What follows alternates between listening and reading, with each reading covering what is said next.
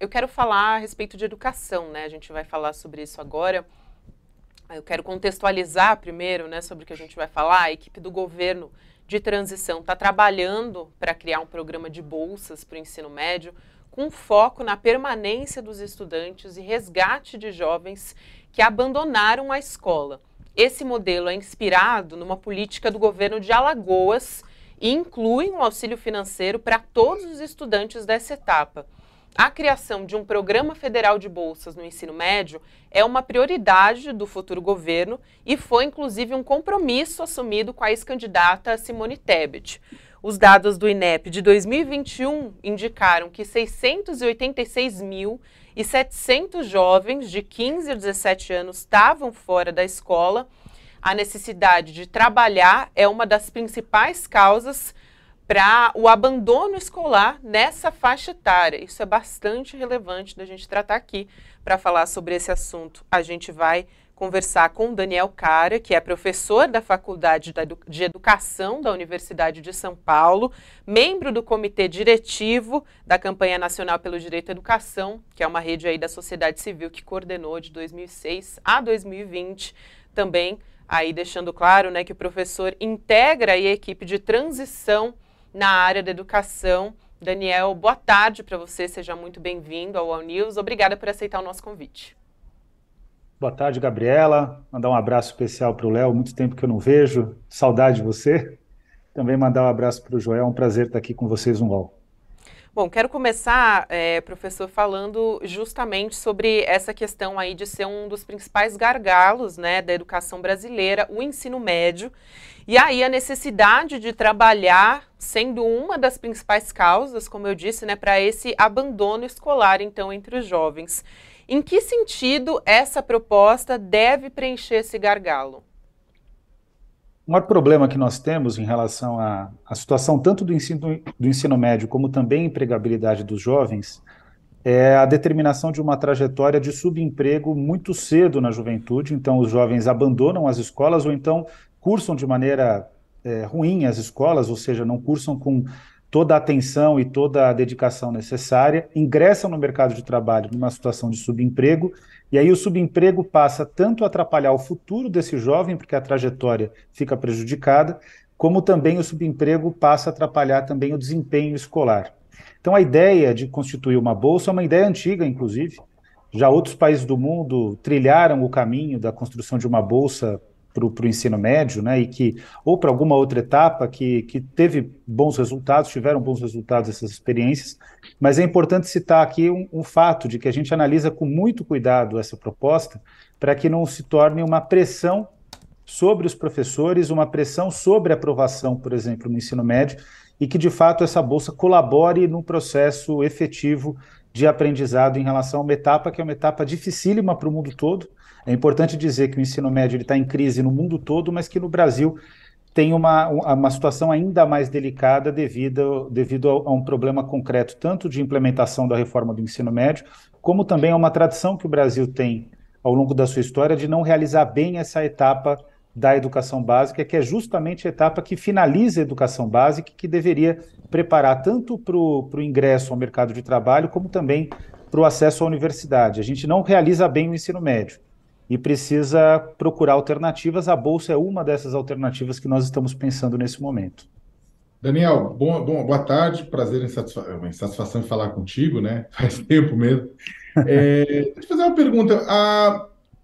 Qual que seria, é claro que está ainda em discussão, né, na transição, isso depois teria que virar política, discussão no Congresso, aprovação, tudo mais, mas qual que seria uma possível fonte de recursos para poder financiar essa bolsa? E quando a gente está falando dessa bolsa, a gente está falando do montante de quantos alunos que potencialmente poderiam recebê-la e de qual valor?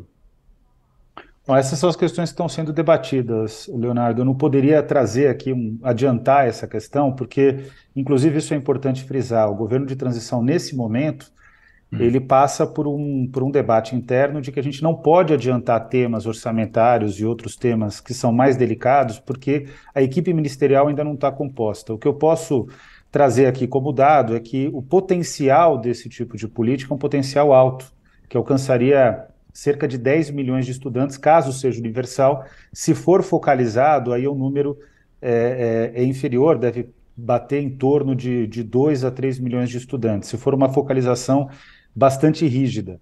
Então, isso tudo está em estudo nesse momento. Eu não poderia trazer aqui essa informação. Essa pergunta é excelente, né? Mas eu não posso trazer essa informação por conta do fato de que nós não podemos adiantar conteúdos que vão ser fruto de tomada de decisão para a futura equipe ministerial que está sendo ainda discutida. O presidente Lula não deu ainda um sinal sobre quem vai ocupar o Ministério da Educação e qual vai ser a equipe do Ministério da Educação. O que é importante frisar para a cidadã e para o cidadão brasileiro é que, de fato, a gente estuda essa alternativa, como várias outras alternativas, e nós temos um compromisso de fazer sugestões que sejam, de fato, sólidas para uma revisão do ensino médio brasileiro, que precisa ser uma etapa com qualidade. Aliás, o Brasil tem problema de qualidade tanto no ensino médio como também nos anos finais do ensino fundamental. Tem poucas vagas na educação infantil, mas a educação infantil tem qualidade no Brasil, uma etapa que a gente vai bem. E nós temos um pouco também melhor o trabalho em relação à alfabetização, embora o governo Bolsonaro tenha desconstruído a política de alfabetização que vinha dando resultado e que durante os 4 anos ela, de fato, caminhou para trás. O Fundeb seria um caminho viável, professor? Excelente questão. O Fundeb é uma alternativa, mas não para a Bolsa, ela é uma alternativa para revalorização do ensino médio e da educação infantil, que são as 2 etapas que o Fundeb pode mais privilegiar, segundo as últimas regulamentações. E está certo, porque o Brasil, por muito tempo, colocou foco no ensino fundamental, e agora a gente precisa avançar na educação infantil e no ensino médio. Agora, a Bolsa Universal ela vai precisar de recursos adicionais, porque dentro da lógica de manutenção e desenvolvimento do ensino, que é aquilo que o Fundeb financia e que está disposto no artigo 70 e 71 da Lei de Diretrizes e Bases da Educação Nacional, não pode ser dada a bolsa para estudantes. Então, a gente vai ter que buscar uma nova fonte de recurso e a gente tem feito várias análises, buscando várias alternativas para poder subsidiar esse programa, que talvez, inclusive, nem seja administrado na educação, pode ser que ele seja administrado em outro ministério, já numa estratégia de focalização. É uma proposta, inclusive, que surge da candidatura da Simone Tebet, que tem colaborado com a área de desenvolvimento social no governo de transição. Professor, eu queria dar um passo, brevemente, Sakamoto. Professor, eu queria dar um passo para trás e olhar a situação da educação no Brasil. A gente sabe que passamos aí 4 anos de terra arrasada, no sentido de propostas, no sentido de qualquer coisa concreta pela educação. Acho que qualquer coisa feita será um ganho. Agora, o que eu vejo é que muitas pessoas que estudam o tema dizem que o Brasil tem algumas experiências de sucesso total na educação. O caso de Sobral, lá no Ceará, é o mais famoso. Queria saber, há uma perspectiva do ministério, do novo ministério, das pessoas que podem compor o novo ministério, de trazer experiências como essa, de alguma maneira universalizar uma experiência bem-sucedida como Sobral? E há caminhos para isso ser feito na esfera federal? Então, Sobral, eu inclusive participei de um estudo na Faculdade de Educação sobre o caso de Sobral, né? E tenho lido, tenho trabalhado bastante, inclusive em termos de conversas com o professor Romualdo Portela, que orientou a melhor tese, né? Tem um trabalho grande sobre a situação de Sobral. A questão concreta é que não só Sobral, mas nós temos várias outras experiências que são importantes. O município de Oeiras, no Piauí, também é uma experiência relevante. Nós tivemos experiências importantes, inclusive aqui na cidade de São Paulo, no passado, que podem servir como referência. Sem dúvida nenhuma, Joel, a gente precisa observar aquilo que vem dando certo. Agora, é importante frisar sobre o caso do Sobral que o desempenho nos anos iniciais do ensino fundamental é muito mais alto do que nos anos finais, e que perde também solidez no ensino médio. Concretamente, nós temos um problema no Brasil que a gente vem construindo ao longo do tempo uma série de experiências que perdem fôlego e que representam um voo de galinha. A gente vai muito bem na fase de alfabetização em algumas redes estaduais e municipais, mas nos anos finais do ensino fundamental e no ensino médio a gente perde gravemente fôlego. Então essa é uma questão que está sendo discutida em profundidade, não só no âmbito do governo de transição, porque o período também é curto, né, Joel? A gente não consegue, no governo de transição, dar conta de todas as necessidades da gestão pública brasileira, que foi totalmente debelada no governo Bolsonaro. Mas certamente, um pouco no governo de transição, mas tanto nas universidades como também no debate sobre a gestão pública, a gente vem analisando várias experiências e também observando aquilo que elas não conseguem responder para que se constitua um conjunto de experiências que inspirem ações no Brasil. Então, isso está sendo feito em diversos espaços, em diversas arenas, também no governo de transição, e eu espero que a futura equipe ministerial incorpore essa lógica de se basear em boas experiências, mas fazer também uma análise profunda sobre elas. Daniel, um dos pontos que o vice-presidente eleito Geraldo Alckmin levantou logo no começo da discussão da transição era a importância de reforçar a alimentação escolar, né? Porque durante o governo Bolsonaro não houve uma atualização dos valores e a gente teve criança comendo biscoito. Acho que o Sakamoto caiu. Vamos ver se ele consegue concluir a pergunta, mas acho que deu para ter uma ideia, né? Ele falando aí dos desafios a respeito disso, porque, enfim, a gente tem inclusive 33 milhões de pessoas passando fome hoje, né? E muitas vezes a refeição ali, a merenda na escola é a única refeição, né, que a criança, que esse jovem tem. Então é bastante importante. Voltou, Sakamoto? Eu estava aqui, talvez complementando a sua pergunta, né, mas acho que ficou claro o que você queria saber do professor. Então, posso dar sequência? Não, exatamente, que a ideia era perguntar. Não consegui. A conexão tá difícil. Vamos lá, professor. Pode.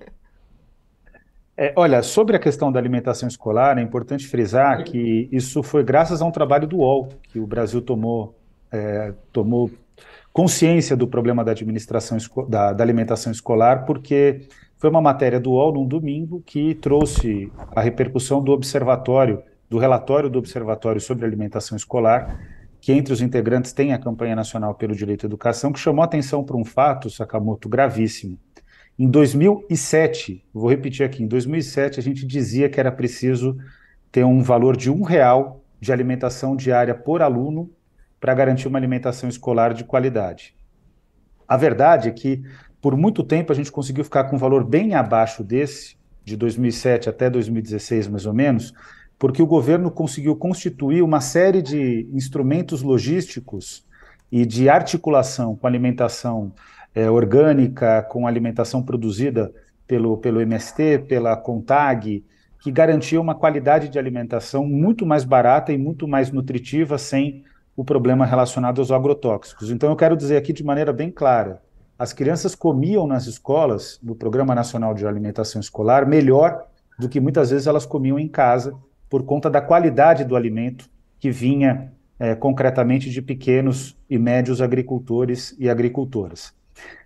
A questão concreta é que, a partir do governo Temer, esse programa começa a ser desconstruído. E o governo Lula, quando constrói o Programa Nacional de Alimentação Escolar, lá atrás ele já tinha também a ideia de que era preciso escalonar o preço, ou seja, ir atualizando o preço, coisa que a partir de 2016 parou.